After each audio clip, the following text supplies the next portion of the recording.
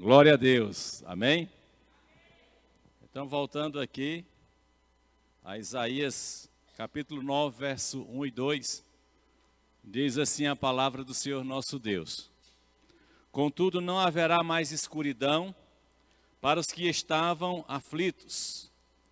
No passado, ele humilhou a terra de Zebulon e de Naftali, mas no futuro honrará a Galileia dos gentios, o caminho do mar junto ao Jordão.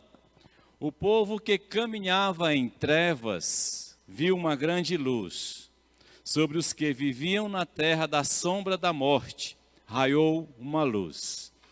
Esse é um dos mais variados textos da Bíblia Sagrada, no livro de Isaías, que aponta para uma profecia, e esta profecia é Jesus Cristo.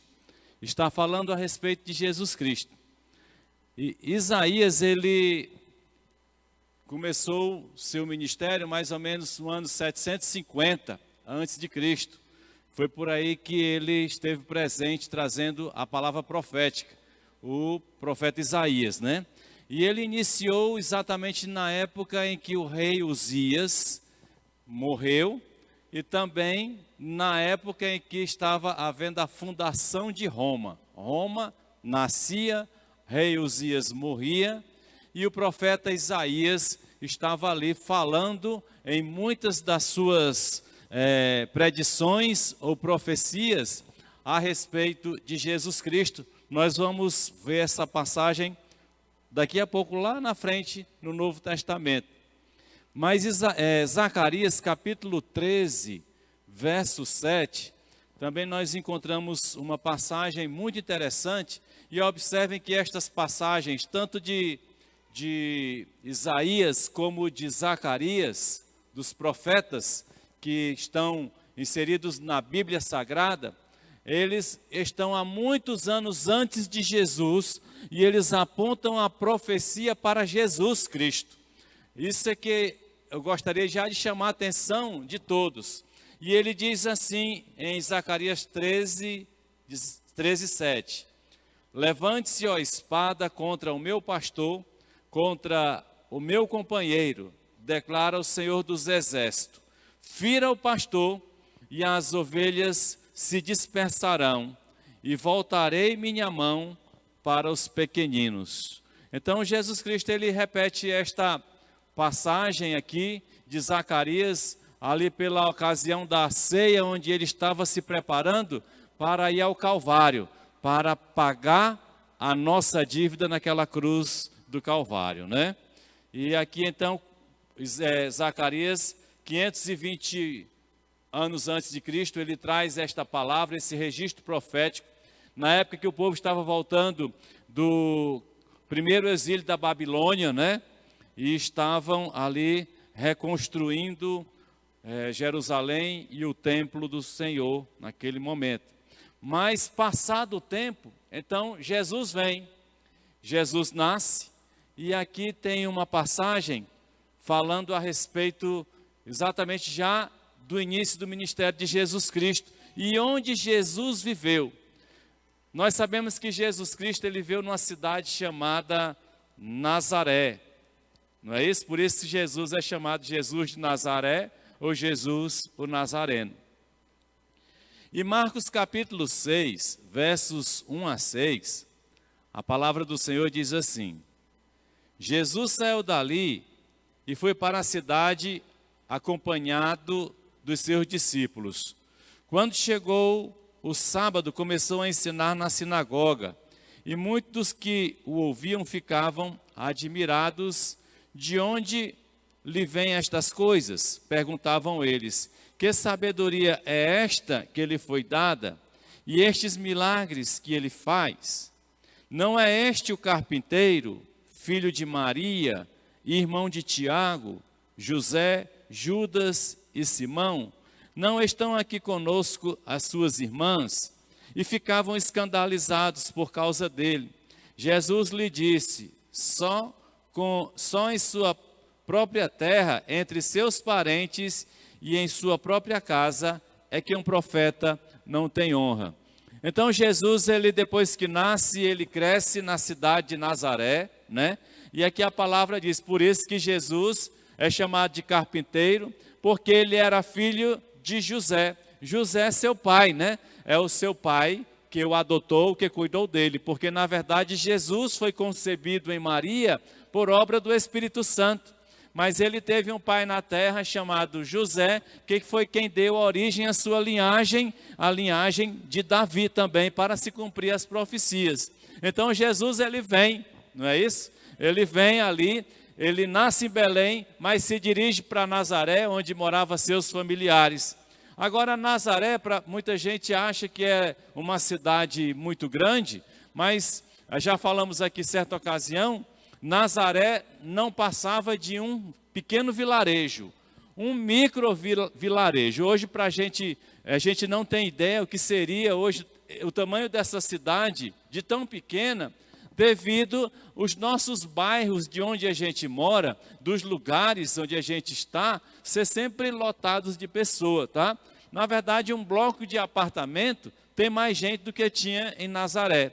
Nazaré era uma cidade que tinha 30 mil metros quadrados só. E ela era 200 metros de frente por 150 de fundo. Então era quase que um sítio, um pequeno sítio, né? Então esta era a cidade de Nazaré, era o vilarejo onde Jesus nasceu. E onde ele cresceu, né? Que ele nasceu em Belém. E ali então Jesus morou naquela cidade. Tinha mais ou menos 400 habitantes a cidade só. Então todo mundo se conhecia, tinha parentela. Por isso que o pessoal começa a falar quando Jesus vai para Cafarnaum, e Jesus não começou o seu ministério lá em Nazaré, tá? Ele começou o seu ministério após ser batizado no Rio Jordão, passar pelo deserto. Ele se dirige em direção a Cafarnaum, ele não volta para Nazaré. E então ele começa o seu ministério em Cafarnaum e fazendo seus milagres e pregando as boas novas. De repente, um dia, ele resolve voltar para Nazaré. Nazaré, para Jerusalém, tinha uma distância aproximadamente aí de 130 quilômetros. E naquela época o pessoal fazia as viagens a pé mesmo, levavam alguns dias para chegar. Muitas pessoas saem de Fortaleza e vão a Canindé a pé, não é? Para pagar uma promessa lá. Então eles andam cerca de 110 quilômetros, tá? E levam alguns dias. Pois Jesus fazia esse percurso naturalmente quando ele saía de Nazaré para ir para Jerusalém. Também era a pé, certo? E ali então em Nazaré, observe que todos conheciam Jesus. Ele sai de lá mais ou menos com 30 anos. E aí começam a dizer, não é este o carpinteiro, porque ele passou a exercer a função de seu pai, porque o seu pai era carpinteiro. E diz, filho de Maria. Todo mundo conhecia a mãe, mas também fala de irmão de Tiago, José, Judas e Simão. Então, aqui fala a respeito da vida de Jesus e como ele estava lá em Nazaré e não aceitaram, porque é difícil aceitar mudanças.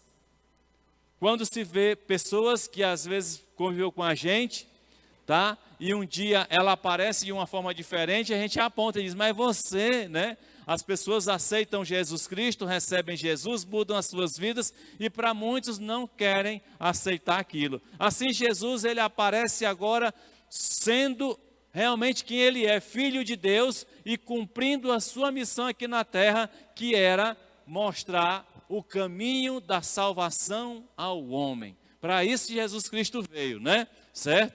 Então, quando você olha para Jesus, e muitas vezes a gente vê um Jesus pintado em quadros, que é uma forma de dar um certo... as pessoas gostarem daquela imagem, certo? Tem um valor comercial até, por isso que se vende os quadros e colocam um Jesus que é uma pessoa de uma pele diferente, de um tamanho diferente, de um tipo de cabelo diferente, de olho azul, né? Mas a palavra de Deus, o próprio Isaías, esse que nós lemos o primeiro texto, ele fala a respeito de Jesus e você vai saber quem era Jesus. E aqui lá em Isaías, lá em 53, tá? Voltando aqui ao profeta que falou a respeito de Cristo, o profeta diz assim, no início do capítulo: quem creu em nossa mensagem e a quem foi revelado o braço do Senhor, ele cresceu diante dele como um broto tenro e como uma raiz saída de uma terra seca. Aí começa a falar das características de Jesus, diferentemente daquelas que querem passar para a gente. E ele diz assim: ele não tinha qualquer beleza, ou majestade que nos atraísse, nada em sua aparência para que o desejássemos. Jesus não tinha esta aparência estereotipada de uma pessoa bela, bonita, tá?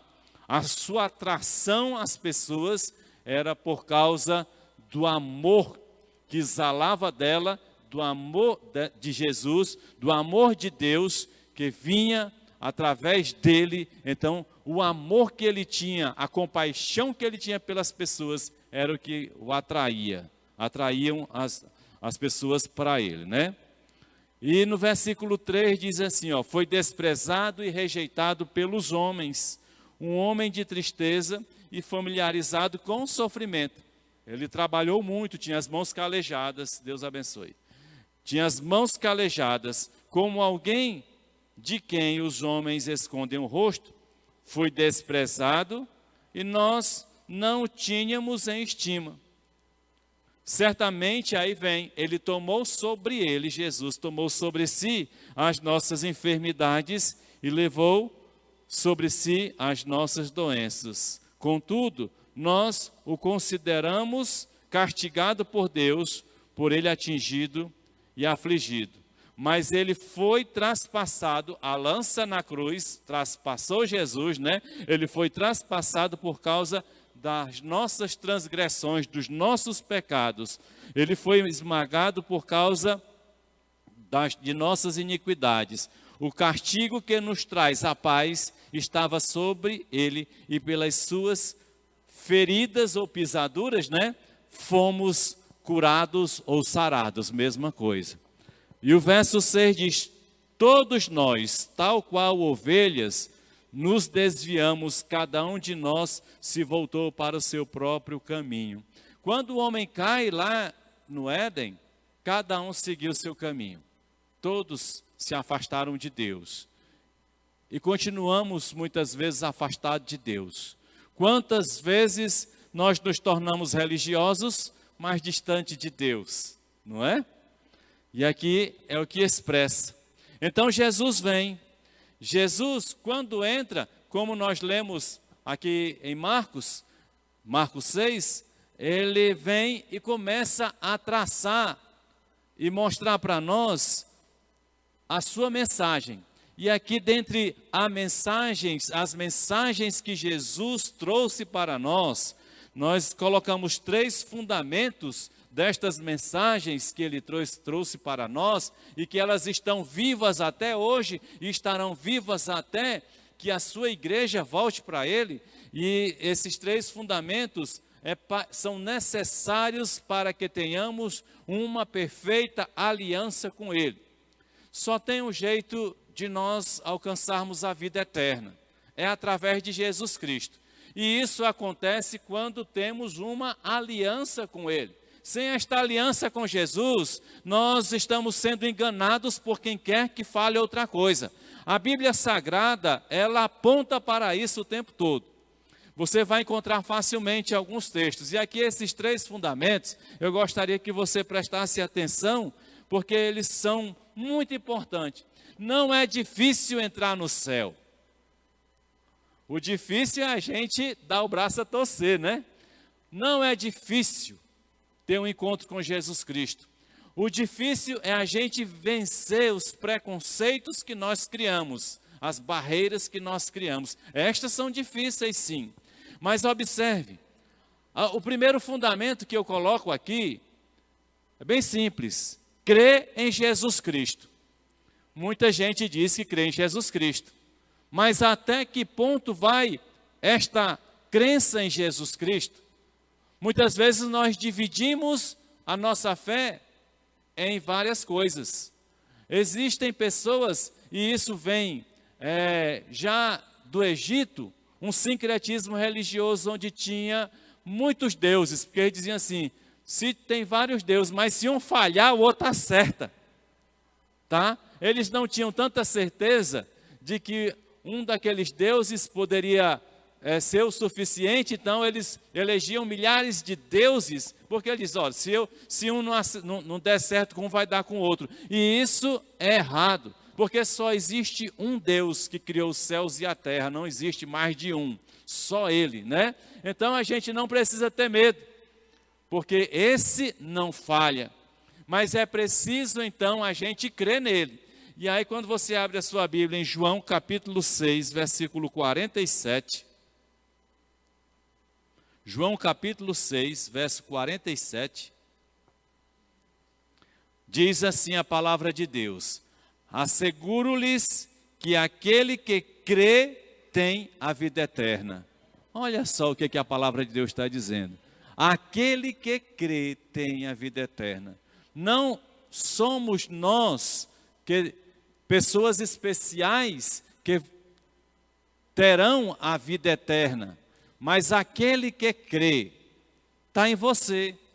Quando você abre a sua Bíblia em João 3,36, a gente lê sempre João 3,16, mas vamos ler João 3,36, que diz assim, ó, quem crê no Filho tem a vida eterna. O Filho é Jesus Cristo. Quem crê no Filho tem a vida eterna. Mas ele diz, já quem rejeita o Filho não verá a vida, mas a ira de Deus permanece sobre ele. Então, crê em Jesus Cristo. É um primeiro fundamento para que esta aliança se processe entre nós e ele. E Jesus Cristo tem prazer em fazer aliança com o homem. Eu não sei por qual razão a gente se distancia de Jesus e quer seguir outros caminhos que não seja ele. Foi Jesus Cristo o único que foi àquela cruz do Calvário, nenhum outro foi. Muitos morreram sim, mas morreram já por causa do nome de Jesus, não para fazer o seu nome, né? E quando a gente vai então para João 1,12, diz assim, contudo, aos que receberam, aos que creram em seu nome, deu-lhes o direito de se tornarem filhos de Deus. Só há uma maneira de nos tornarmos filhos de Deus, é crendo em Jesus Cristo. Se não crê em Jesus Cristo, não adianta. É a Bíblia quem diz. Nem um pregador, nem um sacerdote, quem quer que seja, que diz isso. É a Bíblia Sagrada quem diz isso. E ela é a palavra de Deus. Agora, quando nós falamos em crer, tem aí, em crer em Jesus Cristo, nós precisamos entender que isso suscita no homem um reconhecimento.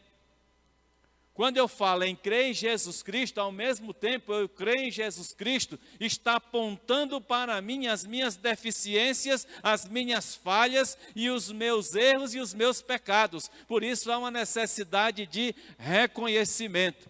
E esta ação de crer leva em mim um desejo de arrependimento. Quando falamos em arrependimento, e aqui eu volto a repetir, já falei algumas outras vezes e outros já falaram também, arrependimento é bem diferente de remorso. Há algumas semelhanças em emoção, na parte emocional, mas um é bem diferente do outro, porque o remorso, a gente reconhece o erro, chora, chora, chora, se quebranta, se derrama, mas não muda. Quem tem remorso não muda. Diferente de arrependimento, porque o arrependimento, você reconhece suas falhas, reconhece seu erro, reconhece as suas culpas, chora, chora, chora e muda. Muda de atitude. Muda de vida. O arrependimento leva à mudança. Remorso não. Então, quando nós cremos em Jesus Cristo, Ele faz nascer em nós o reconhecimento dos nossos erros, das nossas falhas, nos levando então a buscar em Cristo o arrependimento. Aí vamos abrir nossas Bíblias em Mateus 4, 13 a 17.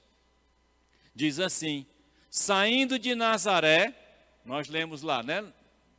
Ele voltando em Nazaré, né? Ó, saindo de Nazaré, foi viver em Cafarnaum, onde ele iniciou seu ministério propriamente dito, que ficava junto ao mar na região de Zebulon e Naftali, para cumprir o que fora dito pelo profeta Isaías. Vocês viram que nós lemos aquele texto, né? Lá no capítulo 9. Aí diz assim: terra de Zebulon, terra de Naftali, caminho do mar, além do Jordão, Galileia dos gentios. E aqui ele já abre um espaço extraordinário e maravilhoso. Lá Isaías está falando de que a mensagem de Deus não era mais só para os judeus. Abria-se a porta para os gentios. E ele diz aqui, olha, Galileia dos gentios, está falando já para gentios. Não está se referindo às 12 tribos de Israel. Zebulon de Israel, mas a Galileia dos gentios. E ele diz, o povo, aí repete-se, né, em Mateus, Jesus, o povo que vivia nas trevas, viu uma grande luz.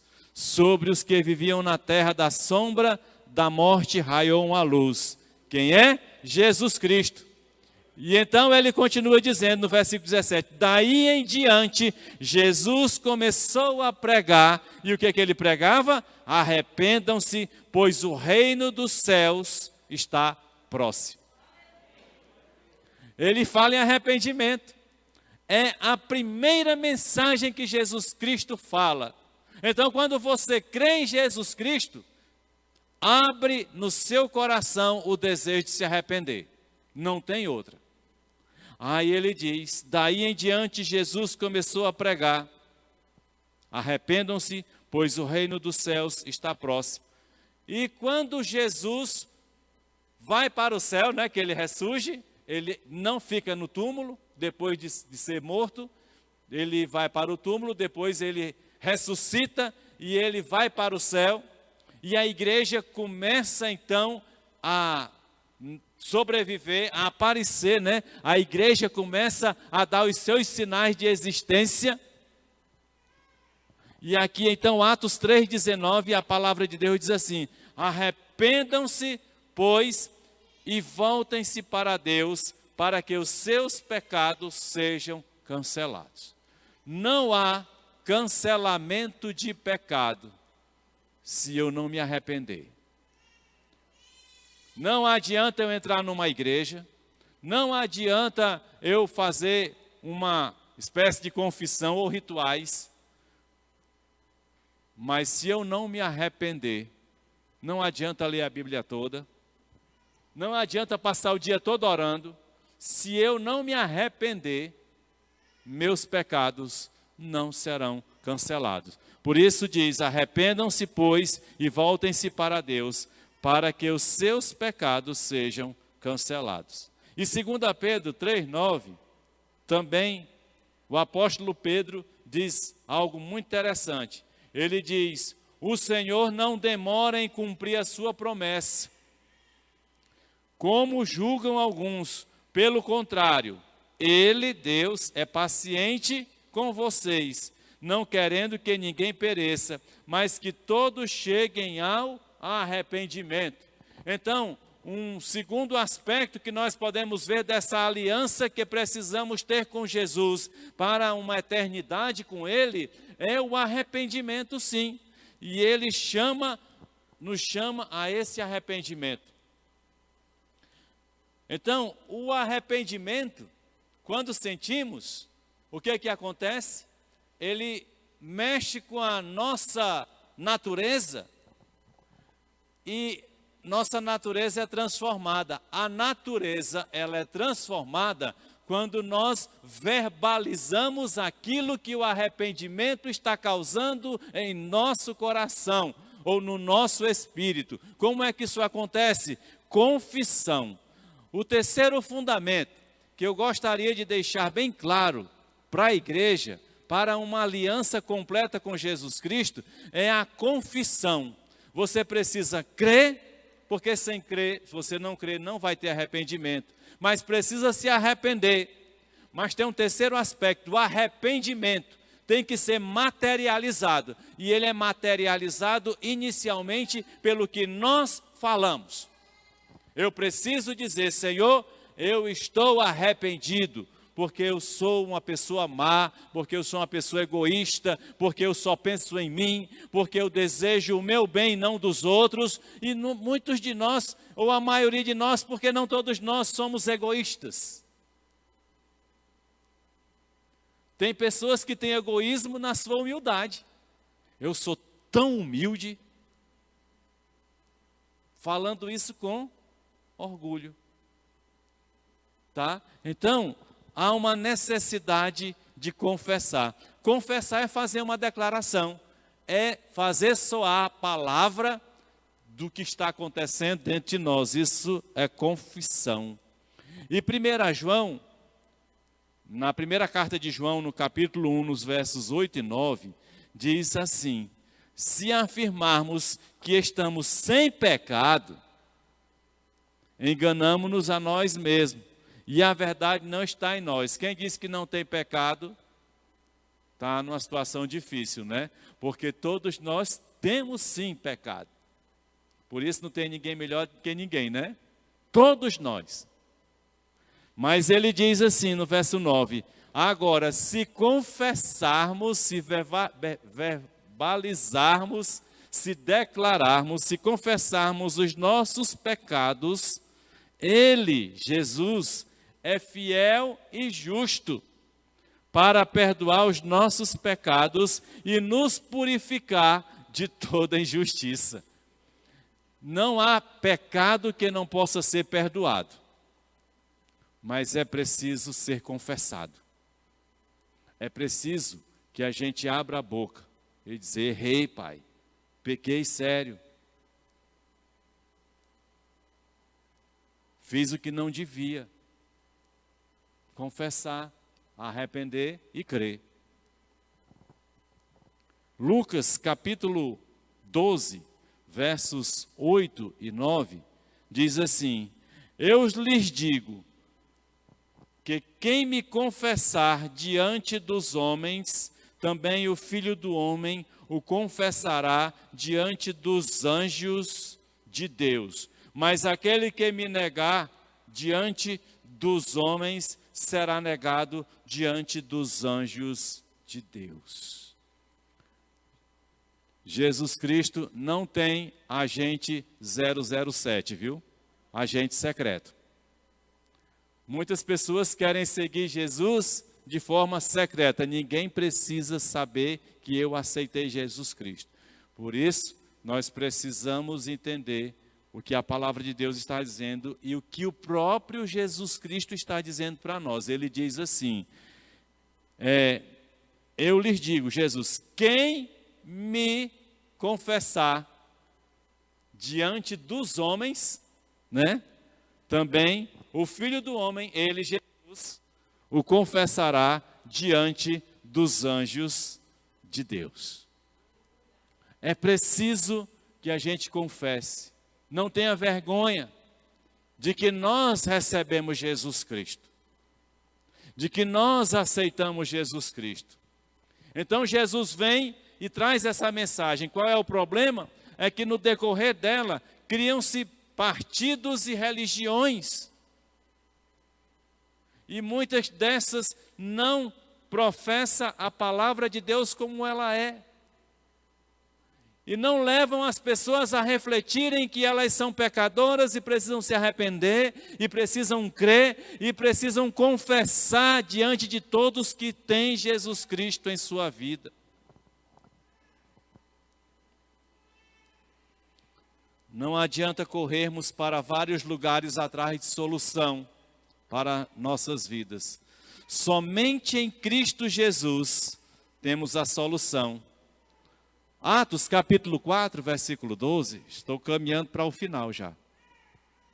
Atos capítulo 4, verso 12, diz: não há salvação em nenhum outro, pois debaixo do céu não há nenhum outro nome dado aos homens pelo qual devamos ser salvos. Olha o que a Bíblia diz, não sou eu que estou falando. Pegue sua Bíblia e olhe, confira, leia. Ele diz assim, olha, não há salvação em nenhum outro nome, debaixo do céu. Não há nenhum outro nome dado aos homens pelo qual devamos ser salvos. É o que a Bíblia fala. A propósito disso, hoje é considerado o dia da Bíblia, né? O segundo domingo do mês de dezembro é o dia da Bíblia, porque isso acho que foi na Inglaterra, se eu não me engano, né? Começou a se falar a respeito do dia da Bíblia e muitas pessoas começaram a ler a Bíblia. Existem muitas histórias de leituras públicas da Bíblia, tá? Feitas nas praças, que levaram muitas pessoas a se converterem. Porque a Bíblia por si só, ela tem poder de iluminar os nossos olhos e o nosso coração e fazer entendermos o caminho certo para chegar à presença de Deus através de quem? De Jesus Cristo. Ela mostra isso claramente, não é? Então, nenhum outro nome. E para finalizar o último texto, 1 Timóteo capítulo 2, versos 1 a 6, diz assim: antes de tudo, recomendo que façam súplicas, orações, intercessões de graças por todos os homens.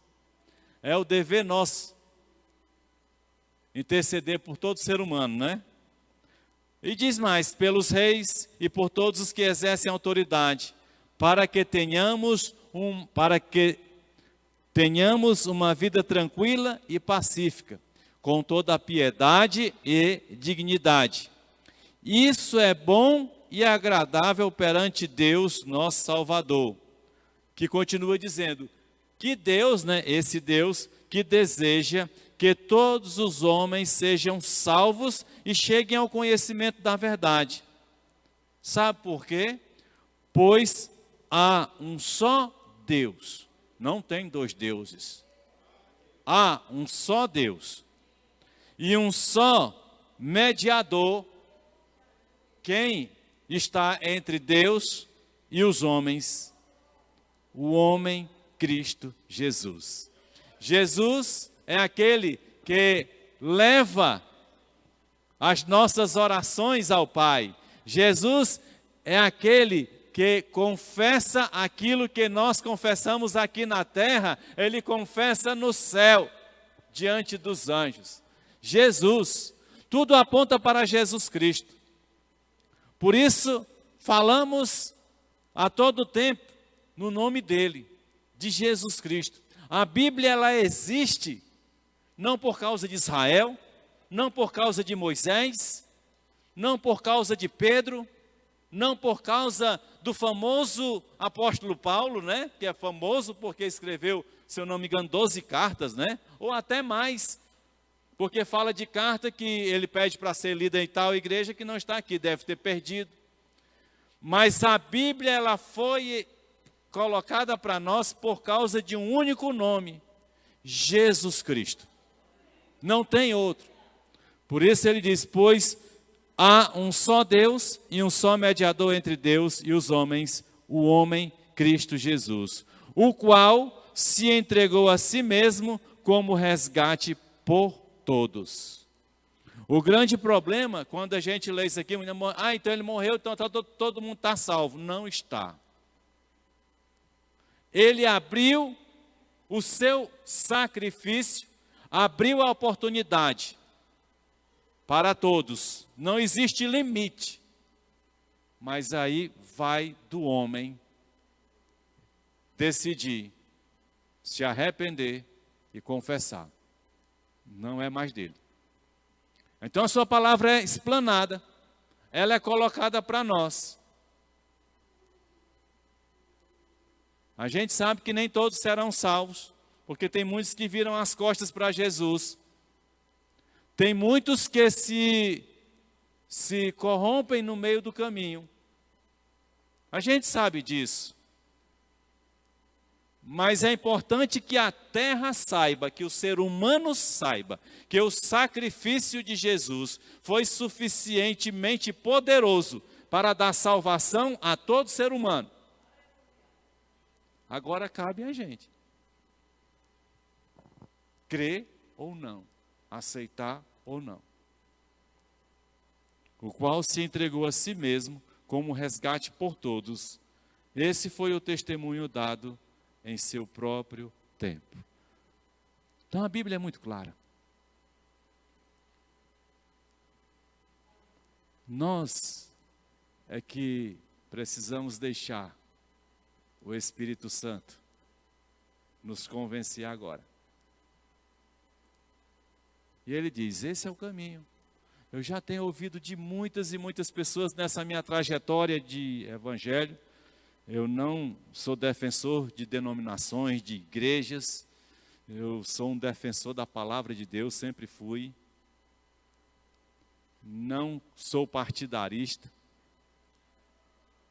Mas eu já ouvi nessa minha trajetória de pregar a palavra de Deus, muita gente dizer, eu senti uma coisa assim tão forte, falando no meu coração que essa é a verdade, mas não decidiu, rejeitou.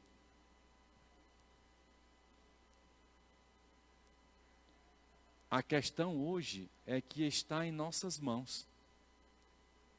Muita gente, não, minha vida está nas mãos de Deus, Ele é quem vai decidir se eu vou para o céu ou não. Não, está na sua mão. Você que tem que tomar o passo. Você que tem que confessar. Você que tem que abrir o seu coração. No mundo inteiro, essa é a mensagem que é pregada, a mensagem de salvação, em Jesus Cristo. Esta mensagem trouxe perseguição no início. Os judeus não aceitavam, queria atrelar a salvação a atos da lei. Depois outras denominações, outras religiões foram surgindo e querendo atrelar a salvação, chegando até a dizer que quem tivesse uma Bíblia em casa era uma pessoa impura, era uma pessoa que não era de Deus. Ora, se na Bíblia é a palavra de Deus e ela contém a libertação, mas isso aconteceu para que não tivéssemos a verdade pura e simples em nossas vidas. Então a salvação é bem simples. Você aceita Jesus Cristo, recebe Jesus Cristo, confessa,